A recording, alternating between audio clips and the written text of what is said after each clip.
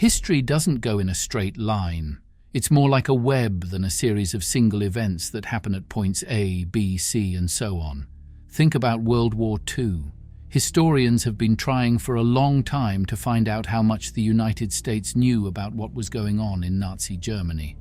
A project by the US Holocaust Memorial Museum to collect newspaper headlines from the time, and back to the 1930s, makes it pretty clear that there were enough red flags that the question, why didn't the US get involved sooner, was an uncomfortable one. Every history class says that the attack on Pearl Harbor was the last straw that got the US engaged.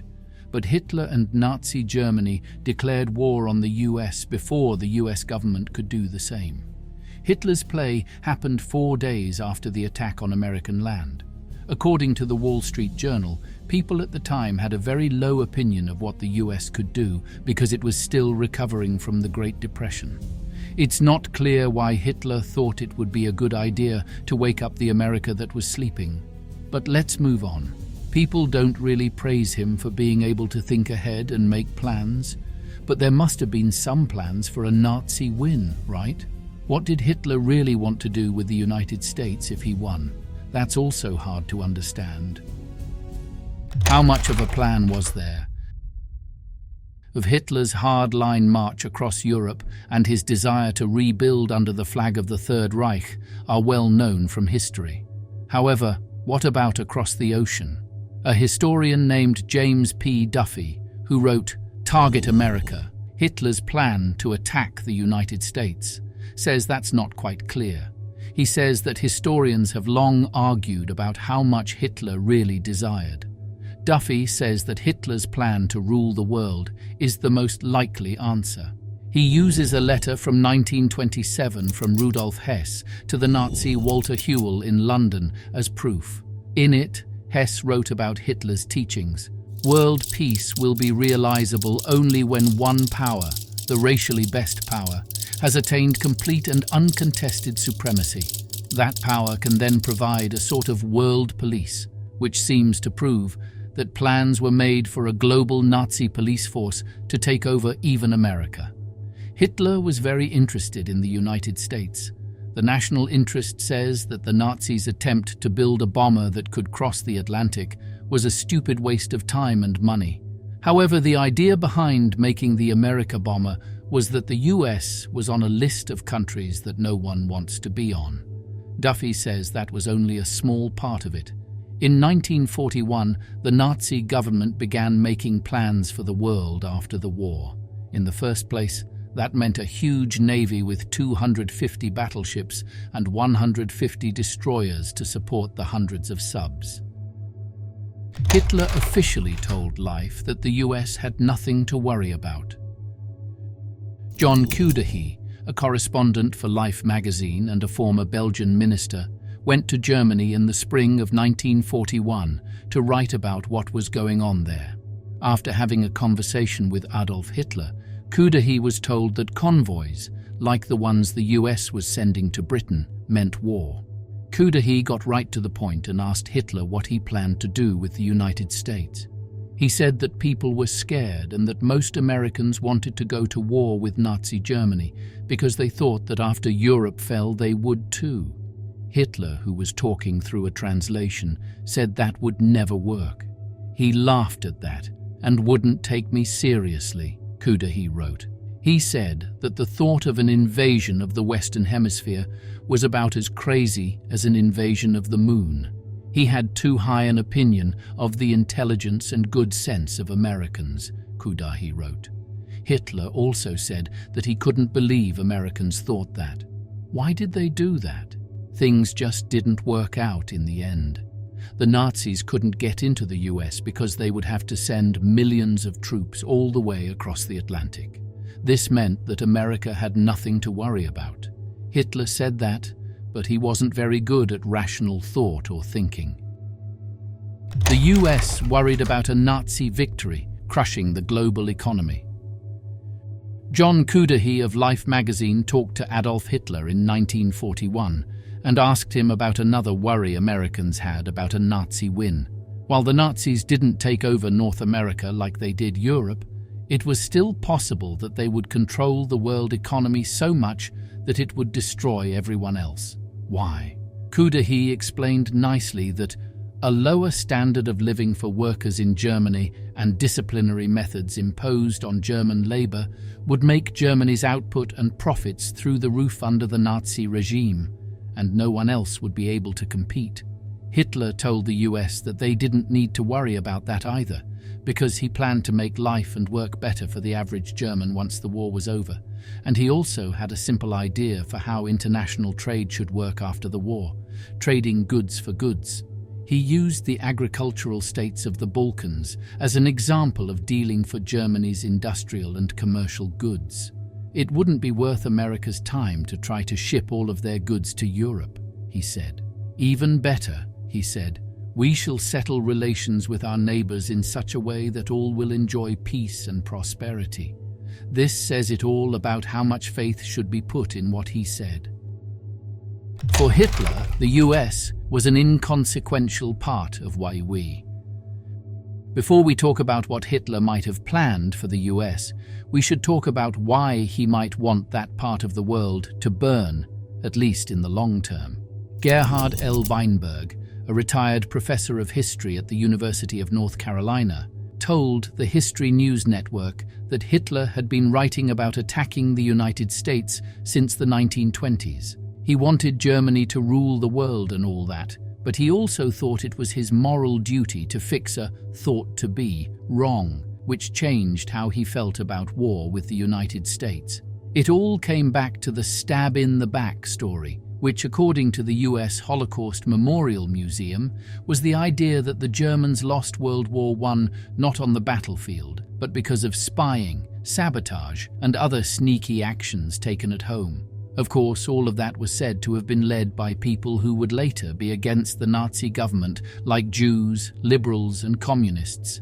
In the same way, it meant that America didn't really play a big role in Germany's loss. So, America wasn't a military power that had to be fought. Instead, historian and author James P. Duffy says it was called Europe's greatest future rival. That meant Hitler thought he could end the war in Europe, build up his navy at his own pace, and then deal with the United States. Hitler wrote of a third war, separate from Option, to deal with the US. Adolf Hitler wrote Mein Kampf, but he also wrote a second book called Hitlers Zweites Buch, which literally means Hitler's second book. According to Target America, Hitler's plan to attack the United States. The book was written in 1928, but didn't come out until 1961. There were 3 wars planned, and Hitler didn't talk about the US until the third one. Hitler first thought that his Germany should fight France to get back what they had lost in World War II. After that, he planned to go east and take all the land and farming tools he needed from the Soviet Union. After that, he then wrote that America was a real threat to German domination of the world. Now here's the thing. While Hitler was writing that analysis, the Great Depression was already well underway. He watched what was happening on the other side of the Atlantic and decided that it didn't really matter because America was already so weak from its own problems. There was time for the Third War. History News Network quotes Gerhard L. Weinberg, an emeritus professor of history at the University of North Carolina, as saying that Hitler thought he could take his time ending the war in Europe, making his Third Reich stable, and building up an army of long-range troops. He believed that the United States was too weak to act and chose to wait. He viewed the US as a potential best friend. A lot has been written about how obsessed Adolf Hitler was with defeating the Soviet Union. But Cambridge historian Brendan Sims says he was just as obsessed with defeating the United States. Sims told Ex-Berliner that it was so important that it changed the rules for the whole Third Reich. The more Sims looked into Hitler's interest in America, the more he saw. It became absolutely obvious that Anglo-America, that's my phrase, Hitler tended to refer to them as the Anglo-Saxons, was the biggest kid on the block, his main focus, his main enemy, the partner he would have liked, the biggest element of his reality. This is a very big claim, And Sims says there are several reasons why Hitler was so interested in the US. Part of the reason for that was that the US was bigger than Germany. With maps of world's help, let's look at that in a bigger picture. The United States is about 28 times bigger than Germany, but that doesn't really explain much. Germany would only need to take up about 85% of California to fit inside it. Plus or minus a bit, it's about the same size as Montana and New Mexico. Hitler would have needed a lot of room and resources to build his master race, even if he had taken over all of Europe. America had both in large amounts. Hitler thought the US contained valuable blood for his Aryan race.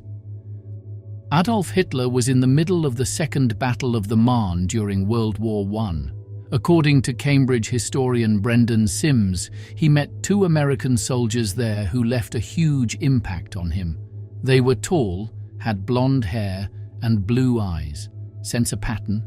There is a lot of information about Hitler's plans to create his master Aryan race. Sims says there's another part of that is often forgotten. Hitler thought that the United States was one of the best places to find all the Aryan DNA he was so interested in. He thought that taking over America would give his Aryan race a lot of new seeds to grow from. The idea went like this.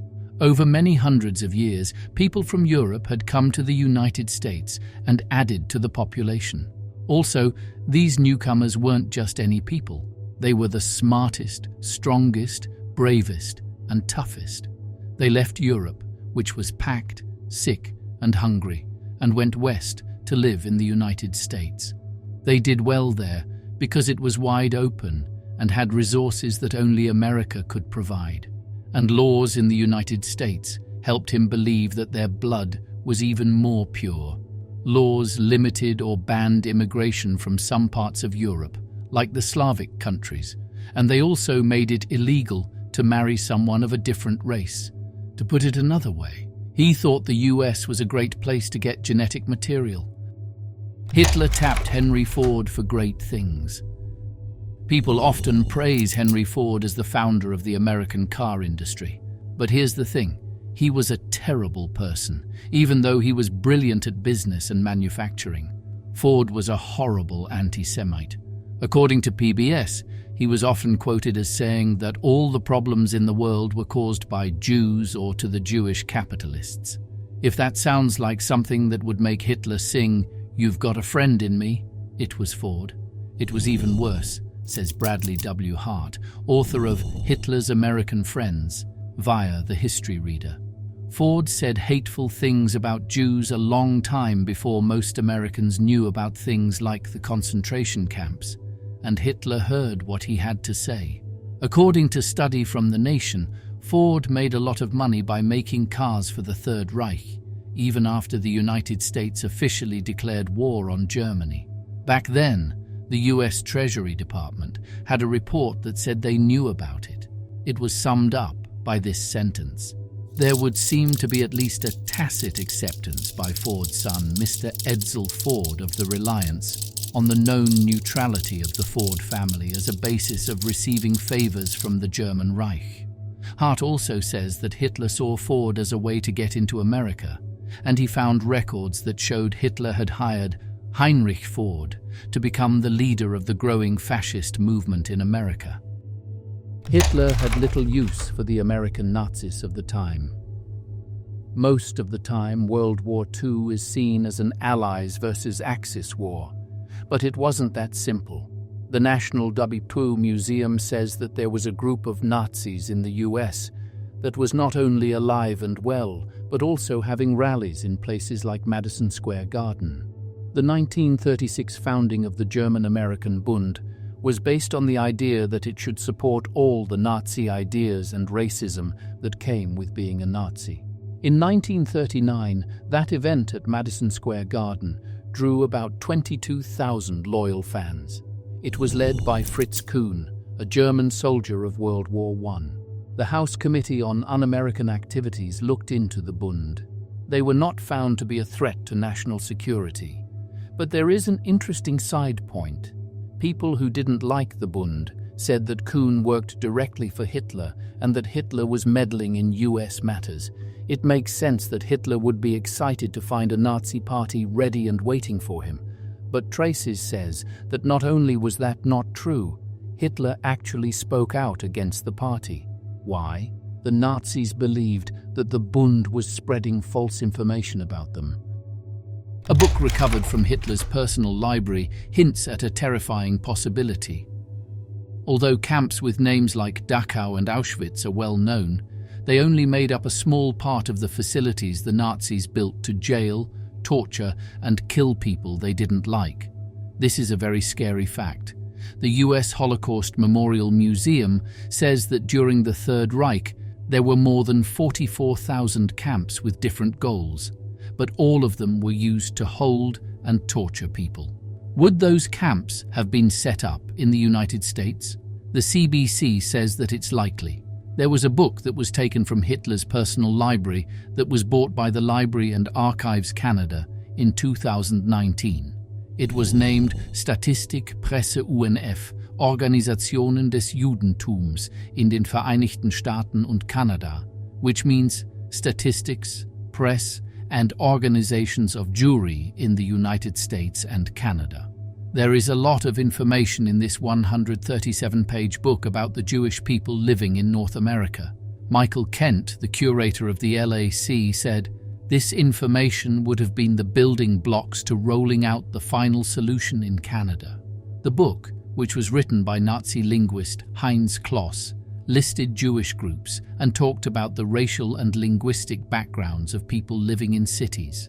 Kent told The Guardian that the book is basically proof that Hitler and the Nazi Party wanted to bring the Holocaust to North America. The Holocaust wasn't a European event. It was an event that didn't have the opportunity to spread out of Europe, he stated. We hope you liked this video. Watch another video here.